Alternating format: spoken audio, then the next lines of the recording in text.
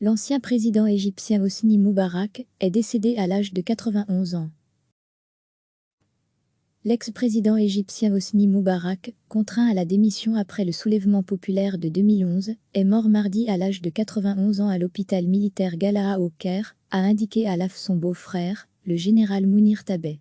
La famille se trouvait toujours à l'hôpital mardi en milieu de journée, a ajouté le général en précisant que la présidence égyptienne se chargerait d'organiser les funérailles de Moubarak, qui a dirigé l'Égypte pendant 3 décennies. Depuis sa destitution, la santé fragile de Hosni Moubarak a été l'objet d'incessantes spéculations et d'informations contradictoires faisant état tour à tour de dépression aiguë, d'un cancer, d'accidents cardiaques ou de problèmes respiratoires. Ce dernier a régulièrement été hospitalisé et admis en soins intensifs depuis qu'il a quitté le pouvoir. La nouvelle de son décès a été confirmée et relayée par la télévision égyptienne et les grands titres de la presse locale, tels que le journal Al-Ahram. L'Égypte a décrété 3 jours de deuil national à partir de mercredi, à la suite du décès de son ex-président Hosni Moubarak, a indiqué mardi le bureau de l'actuel président Abdel Fattah al-Sisi. Les funérailles d'Hosni Moubarak auront lieu mercredi, avec une cérémonie dans la grande mosquée à l'est du Caire, a précisé sa famille. Hosni Moubarak a promené sa silhouette trapue et ses lunettes noires pendant 30 ans sur la scène internationale, mais dans l'histoire, l'ex-président égyptien détrôné lors du printemps arabe restera le dirigeant d'un régime corrompu. Décédé mardi à l'âge de 91 ans, l'ancien Raïs avait été contraint à la démission devant le soulèvement populaire de 2011, alors qu'il était devenu l'un des dirigeants africains les plus anciens. Hosni Moubarak est vice-président, le 6 octobre 1981, lorsque son destin bascule. Assis en grand uniforme aux côtés d'Anwar el-Sadat lors d'un défilé militaire, il échappe aux balles des islamistes visant le président égyptien, artisan d'un accord de paix, avec Israël signé 2 ans plus tôt. Légèrement blessé dans l'attentat, cet ancien pilote de chasse, connu pour sa santé de fer et son mode de vie ascétique, remplace alors le président assassiné à la tête du pays. Sa baraka devait ensuite lui servir pour échapper à 6 autres tentatives d'assassinat. Il s'installe à la tête du pays, maintenant en place pendant 3 décennies l'état d'urgence décrété après l'attentat. Il avait cette image de personnage corrompu, mais comparé à ses prédécesseurs le charismatique Gamal Abdel Nasser et le politicien rusé Sadat il fait pâle figure, et sera rapidement surnommé la vache qui rit, pour sa ressemblance supposée avec la célèbre mascotte du fromage français. Bien avant sa chute, ses détracteurs lui ont reproché d'être corrompu, de manquer de charisme, et de ne pas mener à bien les réformes nécessaires.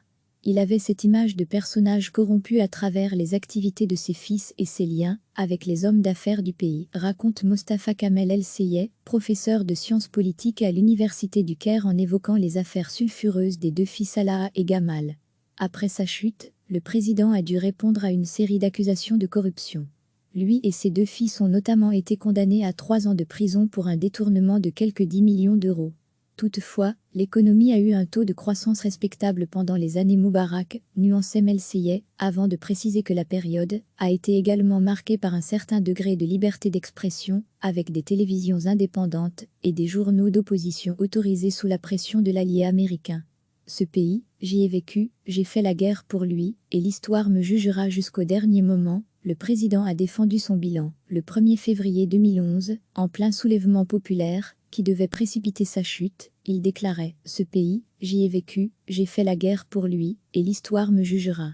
Pragmatique, volontiers patelin, aimant les tournées à travers le pays, il est pourtant très vite apparu comme coupé du peuple et orgueilleux, s'appuyant sur un redoutable appareil policier et un système politique dominé par un parti unique à sa dévotion. Des élections sont organisées sur fond de soupçons de fraude. En 2005, il l'emporte haut la main et son principal opposant Ayman Nour est mis en prison. S'il s'est montré un adversaire résolu de l'islamisme radical façon Al-Qaïda, il n'a pas réussi à endiguer la montée progressive de l'islam traditionnaliste des frères musulmans.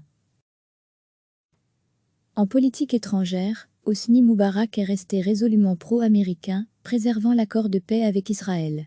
S'imposant comme une figure familière des réunions internationales, il a fait de son pays un pilier modéré au sein du monde arabe. Né le 4 mai 1928, dans une famille de la petite bourgeoisie rurale du delta du Nil, Mohamed Hosni Moubarak a été pilote de Spitfire dans les années 1950, avant de gravir un à un les échelons de la hiérarchie. Chef de l'armée de l'air pendant la guerre du Kippour en 1973, il était nommé vice-président 2 ans après. À ses côtés, Suzanne, son épouse, a marqué la présidence de son empreinte en intervenant dans le domaine des inégalités entre hommes et femmes, donnant ainsi à son mari une image moderne. L'ancien autocrate, qui avait espéré passer le flambeau à son fils Gamal provoquant la colère des Égyptiens, a finalement été détrôné par le printemps arabe. Par la suite, il est apparu malade devant un tribunal, transporté sur une civière dans une cage métallique. Sa santé a été l'objet depuis sa chute d'incessantes spéculations faisant état tour à tour de dépression aiguë, de cancer, d'accidents cardiaques ou de problèmes respiratoires. Premier président égyptien à avoir été traduit en justice, il n'a été autorisé à quitter l'hôpital militaire, où il était détenu qu'en mars 2017. Il avait notamment été condamné à la perpétuité, puis acquitté, pour complicité dans la mort de 846 manifestants durant la révolte. Recevez chaque matin l'essentiel de l'actualité. Cliquez sur s'abonner pour recevoir les dernières nouvelles.